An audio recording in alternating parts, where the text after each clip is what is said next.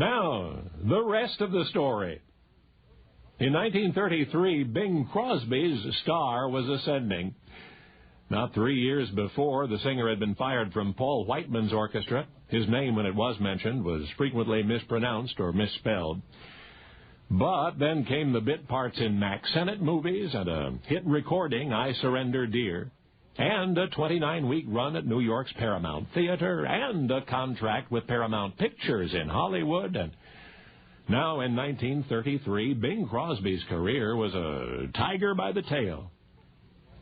He was not booked in Baltimore that year, but passing through town, he paid a visit to Les Reese and Artie Dunn. Now, Les and Artie were two performer pals, a piano-voice duet. They were headlining at Lowe's Century Theater in town, where they also hosted an amateur talent contest one night a week.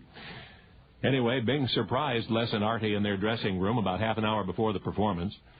After hugs and hearty handshakes, Bing explained that he was on his way back to Hollywood, but just couldn't pass up this opportunity for a reunion.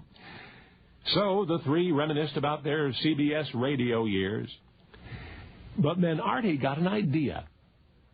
It turned out that night was the night for the talent contest, and Bing said yes, he'd seen it advertised on the theater marquee.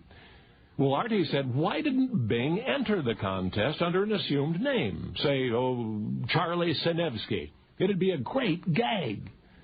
And Les agreed. But Bing scratched his head. Wouldn't he be recognized? Well, so what, said Les and Artie. Whether or not the audience caught on, it would still be fun. So Bing's buddies went on stage and did their act, and soon it was time for the talent show.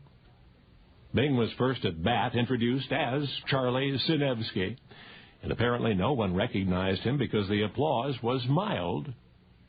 Then Bing, alias Charlie, sang.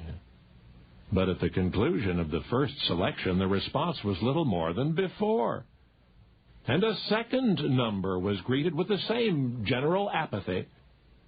So Bing walked off stage, tail between his legs. He, a pro, had struck out in an amateur contest. Next day he left Baltimore, having been hailed in that town as the forgettable Charlie Sinevsky. Surely in any subsequent year of Bing Crosby's incomparable career, he would have been recognized by any audience in the United States and greeted accordingly. In fact, by the end of 1934, he had become an established motion picture star and had also signed a weighty contract with newly formed Decca Records. But in 1933, Bing was at that pivot point between anonymity and celebrity, and that is the only logical explanation anyone can think of for what happened at Lowe's Century Theater.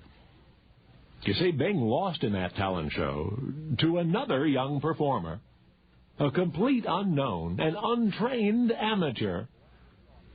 Just a boy from the audience who came forward that night and won, and was never heard from again.